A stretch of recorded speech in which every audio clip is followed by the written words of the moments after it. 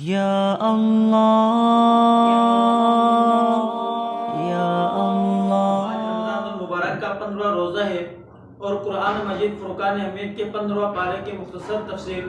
قرآن مجید کے اس پارے کے اندر دو صورتیں ہیں، ایک سورۃ بنی اسرائیل ہے اور دوسری سورۃ کاف ہے۔ سورۃ بنی اسرائیل کی ابتدا میں اللہ رب العزت نے واقعہ معراج کو بیان فرمایا ہے کہ واقعہ معراج جو ہے وہ آپ صلی اللہ علیہ وسلم کی جو معراج ہوئی وہ جسمانی حالت میں ہوئی اور جاگنے کی حالت میں ہوئی۔ اس کا مختصر خلاصہ یہ ہے کہ آپ صلی اللہ علیہ وسلم رات کے وقت مسجد حرام سے مسجد اقصی لے جایا گیا، وہاں پر آپ صلی اللہ علیہ وسلم نے تمام انبیاء کرام علیہ السلام کے امامت کروائی۔ اس کے بعد وہاں سے ساتویں آسمانوں پر گئے، پھر وہاں سے سدرۃ المنتہا پر گئے، وہاں پر اللہ رب العزت کلام ہوئے اور وہاں سے آپ صلی اللہ علیہ وسلم نمازوں کے تحفے لے کر آئے اور سورۃ بقرہ کے آخری 2 آیات آپ صلی اللہ علیہ وسلم نے آپ صلی اللہ علیہ وسلم کو دیے۔ اللہ رب العزت نے آپ صلی اللہ علیہ وسلم کو نماز بھی وہاں پر دی، نمازوں کا تحفہ دیے اور سورۃ بقرہ کے آخری 2 آیات اللہ صلی اللہ علیہ وسلم نے عطا فرمائی، آپ صلی اللہ علیہ وسلم کو عطا فرمائی۔ اور قرآن سب سے اس سورت کے اندر موجود ہے کہ قرآن پاک جو ہے وہ سب سے سیدھا راستہ ہے انسان کے لیے، سیدھا راستہ کی رہنمائی اگر کوئی چیز کرتا ہے تو وہ کیا اللہ رب العزت کا کلام ہے۔ انسان کے بارے میں اللہ رب العزت نے بیان فرمایا کہ انسان شر کو ایسے مانگتا ہے جیسے خیر کو مانگا جاتا ہے۔ انسان کو ہر وقت ہر حالت میں، چاہے غصے میں ہو یا جس حالت میں بھی ہو، انسان کو ہر وقت خیر ہی مانگنی چاہیے، شر کی طرف بالکل بھی نہیں جانا چاہیے۔ اور اسلامی آداب و اخلاق کا ذکر اللہ رب العزت نے اس کے اندر کیا کہ انسان کو اللہ کے ساتھ کسی کو شریک نہیں ٹھہرانا چاہیے اور والدین کے ساتھ ہر وقت بھلائی کرنی چاہیے۔ قرآن پاک کے اندر اللہ رب العزت نے 5 مقامات پر اپنی عبادت کے ساتھ ساتھ والدین کے ساتھ بھلائی اور ان کے حسن سلوک کا حکم دیا ہے۔ حسن سلوک کا حکم دے لیے انسان کو چاہے کہ حد الامکان کوشش کرے کہ اپنے والدین کے ساتھ کیا کرے کہ حسن سلوک کرے، ان کے لیے راحت کا ذریعہ بنے، نہ کہ ان کے لیے سردرد کا ذریعہ بنے۔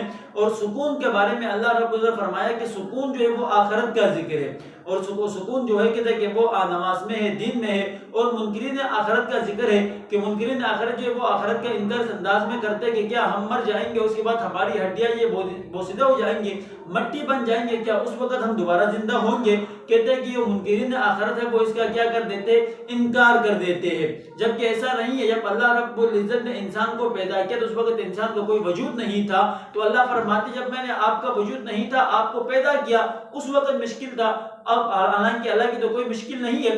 اگر دیکھا جائے تو بظاہر جب انسان کا کوئی شکل و صورت نہیں تھا، کوئی تصویر کوئی نقشہ نہیں تھا، اس وقت اگر اللہ نے انسان کو پیدا کیا تو انسان کا تصویر ہے، شکل و صورت ہے، اب اللہ کے لیے پیدا کرنا اس سے زیادہ کیا ہے، آسان ہے۔ اللہ کے لیے ویسے بھی آسان ہے، لیکن اگر ہم دنیاوی اعتبار سے دیکھا جائے تو ایک چیز کیا ہوگا پہلے سے موجود ہو تو اس کو دوبارہ بنانا آسان ہو جاتا ہے بجائے اس کے کہ کسی چیز کا وجود ہی نہ ہو۔ اور تہجد کی نماز کا ذکر ہے اور مقام محمود کا ذکر ہے۔ تہجد کی نماز آپ صلی اللہ علیہ وسلم کے ابتدا میں فرض کر دی گئی تھی، ہمارے لیے کیا نفل ہے، اور تہجد کا اہتمام کرنا چاہیے، اور رمضان میں تو بالخصوص تہجد کی نماز نہیں چھوڑنی چاہیے۔ اور اللہ رب العزت نے فرمایا کہ تمام اچھے نام اللہ کے لیے ہے، اور اللہ کو ان تمام اچھے ناموں میں سب سے جو اچھا نام ہے وہ رحمان کا پسند ہوتا ہے۔ اور آپ صلی اللہ علیہ وسلم نے فرمایا کہ اللہ کے لیے سب سے پسندیدہ جو نام تھے وہ ایک عبداللہ تھا اور ایک عبد الرحمن تھا۔ اور سورۃ کاف کے بارے میں آپ صلی اللہ علیہ وسلم نے فرمایا جو شخص 2 جمعوں کے درمیان سورۃ کاف پڑھے گا تو اس کے لیے 2 جمعرات کے درمیان 2 جمعوں کے درمیان سورۃ کاف پڑھے گا تو اس کے لیے 2 جمعوں کے درمیان نور روشن ہوگا، ایک نور روشن ہوگا۔ اور اس کے بارے میں کہتے ہیں جس شخص نے سورۃ کاف کے ابتدائی 10 آیات، اور دوسری روایت میں آتا ہے کہ شخص نے سورۃ کاف کے آخری 10 آیات کو زبانی یاد کر لیا تو وہ کیا ہوگا کہ دجال کی جو فتنہ ہے اس سے کیا ہوگا، محفوظ رہے گا۔ اور اصحاب کاف کا ذکر ہے۔ اصحاب کاف کون تھے؟ وہ کچھ 2-3 نوجوان تھے، ان نوجوانوں نے دقیانوس جو بادشاہ تھا اس کے ظلم و ستم سے تنگ آ کر انہوں نے شیر سے ہجرت کر گئے تھے اور جا کر ایک پہاڑ کے غار کے اندر چھپ گئے تھے، وہاں پر ان کے ساتھ ایک کتا بھی گیا تھا اور 309 سال تک وہ وہاں پر اس غار کے اندر سوئے رہے۔ اللہ رب العزت کو نیند تاریک کر دی، ان کو جاگ آئی تو بھوک لگی اور کھانا کی تلاش میں شیر پہ گئے، وہاں پر گئے تو سکہ مہینے تھے، سکے پرانے ہو گئے تھے، اس طرح ان کا پتہ چل گیا۔ تو اس سپارے کے اندر اصحاب کہف کا مکمل جو کیا ہے کہ تذکرہ ہے وہ موجود ہے۔ اللہ رب العزت کے بارے سے غافل اور خواہشات نفس کے جو شخص کے پیروکار ہے اس شخص کو کبھی بھی اپنا لیڈر اپنا قائد تسلیم نہیں کرنا چاہیے۔ انسان کو پیروی اور لیڈر اس کو بنانا چاہیے، پیروی اس کی کرنی چاہیے، وہ ہر وقت اللہ کی ذات میں رہے اور نفس کی خواہشات ان کی پیروی نہ کرے۔ اللہ رب العزت یہاں پر انسان کی رہنمائی فرماتے ہوئے یہ فرمایا ہے کہ آپ نے کبھی بھی ایسے شخص کی پیروی نہیں کرنی، ایسے شخص کو اپنا لیڈر تسلیم نہیں کرنا ہے جو اللہ کی یاد سے غافل رہتا ہو اور اپنے خواہشات کی کیا کرتا ہو پیروی کرتا ہو اور دنیا کے بجائے آخرت کی فکر کرنی چاہیے. ہر وقت اللہ نے فرمایا انسان کو کیا کرنی چاہیے, دنیا کے بجائے آخرت کی فکر کرنی چاہیے.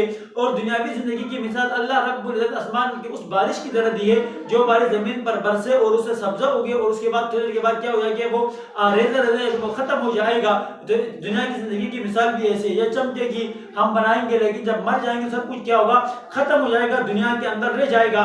اللہ فرماتے ہیں کہ اس شخص سے بڑا ظالم کون ہوگا جس نے اللہ کی آیاتوں کو سنا, اللہ کی آیتوں کو پڑھا اور اس کے باوجود ان پر عمل نہیں کیا. یہ شخص سب سے بڑا کیا ہے, ظالم ہے. آج ہمارے پاس اللہ کی آیتیں پہنچ چکی ہے, اللہ کی نشانیاں پہنچ چکی ہے, ہمیں چاہیے کہ ان کو پڑھے, ان کو غور و فکر کرے, ان پر عمل کرنے کی کوشش کرے. دعا فرمائیے اللہ رب مجھے اور آپ کو اپنے آیات پر عمل کرنے کی توفیق عطا فرمائے.